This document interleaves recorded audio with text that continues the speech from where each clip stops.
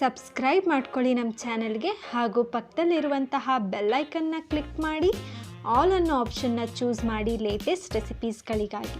ಟೇಸ್ಟಿಯಾಗಿರುವಂತಹ mutton sambar ಮಾಡೋದಕ್ಕೆ ಮೊದಲು ಒಂದು ಪಾತ್ರೆಗೆ ಸ್ವಲ್ಪ ಎಣ್ಣೆ ಹಾಕ್ಕೊಳ್ಳೋಣ.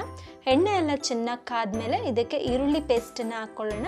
ಈರುಳ್ಳಿ ಪೇಸ್ಟನ್ನ ಫ್ರೈ ಮಾಡ್ಕೊಳ್ಳೋಣ ಫ್ರೆಂಡ್ಸ್. ಈರುಳ್ಳಿ ಪೇಸ್ಟ್ ಎಲ್ಲ ಫ್ರೈ ಆದಮೇಲೆ ಇದಕ್ಕೆ ತೊಳೆದಿಟ್ಟಿರುವಂತಹ ಮಟನ್ ಪೀಸಸ್ನ ಆ್ಯಡ್ ಮಾಡ್ಕೊಳ್ಳೋಣ. ನೆಕ್ಸ್ಟ್ ಇದಕ್ಕೆ ಅರಳುಪ್ಪನ್ನ ಆ್ಯಡ್ ಮಾಡೋಣ ಫ್ರೆಂಡ್ಸ್. ನೆಕ್ಸ್ಟ್ ಇದಕ್ಕೆ ಅರಳುಪ್ಪು ಹಾಕಾದ್ಮೇಲೆ ಸ್ವಲ್ಪ ಅಂದರೆ 1 ಸ್ಪೂನಷ್ಟು ಅರಿಶಿಣದ ಪುಡಿಯನ್ನು ಹಾಕ್ಕೊಳ್ಳೋಣ ಫ್ರೆಂಡ್ಸ್. ಇಷ್ಟನ್ನು ಹಾಕಿ ಚೆನ್ನಾಗಿ ಮಿಕ್ಸ್ ಮಾಡ್ಕೊಳ್ಳೋಣ ಫ್ರೆಂಡ್ಸ್.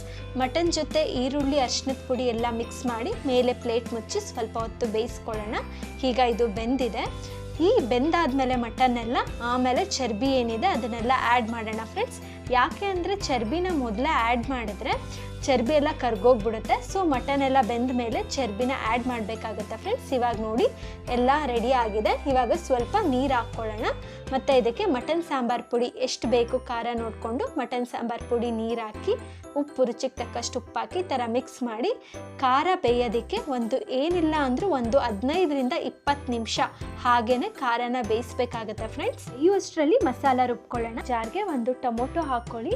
ಆಮೇಲೆ ಇದಕ್ಕೆ 1/4 ಹೋಳಷ್ಟು ಕಾಯಿ ಆದರೆ ಸಾಕು, ಜಾಸ್ತಿ ಏನು ಬೇಡ. ಆಮೇಲೆ 1-2 ಇಂಚು ಶುಂಠಿ ತೊಗೊಳ್ಳೋಣ.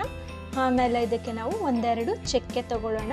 ಆಮೇಲೆ ಸ್ವಲ್ಪ ಕಡಲೆ ತೊಗೊಳ್ಳೋಣ ಫ್ರೆಂಡ್ಸ್. ಇದ್ರ ಜೊತೆಗೆ ಸ್ವಲ್ಪ ಕೊತ್ತಂಬರಿ ಸೊಪ್ಪು ಹಾಗೆ ಪುದೀನ ಸೊಪ್ಪನ್ನು ಹಾಕಿ ಸ್ವಲ್ಪ ನೀರು ಹಾಕ್ಕೊಂಡು ನೈಸಾಗಿ ಇದನ್ನು ಗ್ರೈಂಡ್ ಮಾಡ್ಕೊಳ್ಳೋಣ ಫ್ರೆಂಡ್ಸ್.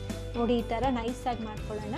ಇಲ್ಲಿ ಸ್ವಲ್ಪ ಫೂಟೇಜ್ ಮಿಸ್ ಆಗಿದೆ ಫ್ರೆಂಡ್ಸ್. ಖಾರ ಎಲ್ಲ ಚೆನ್ನಾಗಿ ಬೆಂದ ಮೇಲೆ ಇದಕ್ಕೆ ಈ ಮಸಾಲ ಮಿಶ್ರಣನ ಹಾಕಿ 10 ನಿಮಿಷ ಚೆನ್ನಾಗಿ ಕುದಿಸ್ಬೇಕಾಗತ್ತೆ ಫ್ರೆಂಡ್ಸ್. ಇವಾಗ ಈ ಥರ ಕುದಿಸಿದ್ರೆ ಟೇಸ್ಟಿಯಾಗಿರುವಂತಹ ಮಟನ್ ಸಾಂಬಾರ್ ರೆಡಿಯಾಗಿದೆ. ಈ ವಿಡಿಯೋ ನಿಮಗೆ ಇಷ್ಟ ಆಗಿದ್ದಲ್ಲಿ ದಯವಿಟ್ಟು ಲೈಕ್ ಮಾಡಿ, ಶೇರ್ ಹಾಗೂ ನಮ್ಮ ಚಾನಲ್ಗೆ ದಯವಿಟ್ಟು ಸಬ್ಸ್ಕ್ರೈಬ್ ಮಾಡ್ಕೊಳ್ಳಿ.